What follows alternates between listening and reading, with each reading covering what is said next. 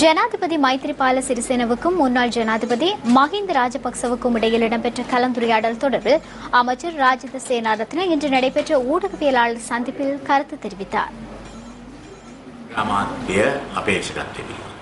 பிரதமர் வேட்பாளர் குறித்து ஜனாதிபதி குறிப்பிட்டார். அதில் உள்ள விளைவுகள் குறித்து தெளிவுபடுத்தினார். பிரதமர் வேட்பாளர் எனும் சம்பிரதாயம் இதுவரை இருக்கவில்லை என்றும் ஐக்கிய தேசிய கட்சியோ ஸ்ரீலங்கா சுதந்திர கட்சியோ இதுவரை அவ்வாறு ஒரு வேட்பாளரை நிறுத்தவில்லை என்றும் ஜனாதிபதி குறிப்பிட்டார்.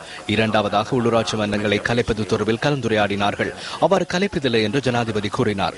உள்ளூராட்சி மன்றங்களின் காலம் நிறைவடைந்ததன் பின்னர் அந்த மன்றங்கள் ரத்தாகின்றது என்று கூறினார். ஐக்கிய மக்கள் சுதந்திர கூட்டமைப்பை வலுப்படுத்துவது குறித்து கலந்துரையாடப்பட்டது. ஐக்கிய மக்கள் சுதந்திர கூட்டமைப்பின் ஜனாதிபதியை தாழ்வுபடுத்தும் ஐக்கிய மக்கள் சுதந்திர கூட்டமைப்பு செயற்படுவதாக அவர் கவலை வெளியிட்டார். ஊழல் குறித்த விசாரணைகள் தொடர்பில் கலந்துரையாடப்பட்டது.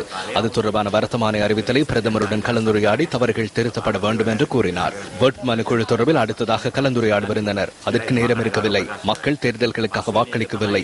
மக்கள் நல்லாட்சிக்காகவே வாக்களித்தனர். 100 நாள் வேலை திட்டத்தின் இறுதி வசனத்தையும் நிறைவேற்றிவிட்டுதான் தேர்தலுக்கு செல்வோம் என்ற நிலைப்பாட்டில் இருக்கிறோம்.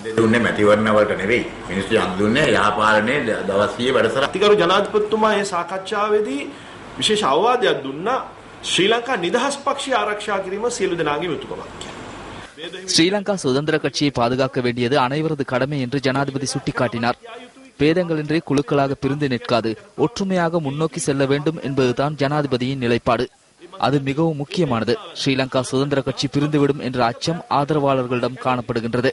இறுதியில் கட்சி தேர்வாளர்களை பாதிக்கப்படுகின்றனர். எவர் எதை சொன்னாலும் இதை நாங்கள் பாதுகாக்க வேண்டும், எந்த பிரிவுகளும் இன்றி முன்னோக்கி செல்ல வேண்டும் என்ற நோக்கத்தில் தான் ஜனாதிபதி முன்னாள் ஜனாதிபதியுடன் கலந்துரையாடலில் ஈடுபட்டார். අතිගරු ජනාධිපතිතුමා හිටපු ජනාධිපතිතුමත් සහ එතුමාගේ කණ්ඩායමත් එක්ක සාකච්ඡාව ගෙන ගියේ.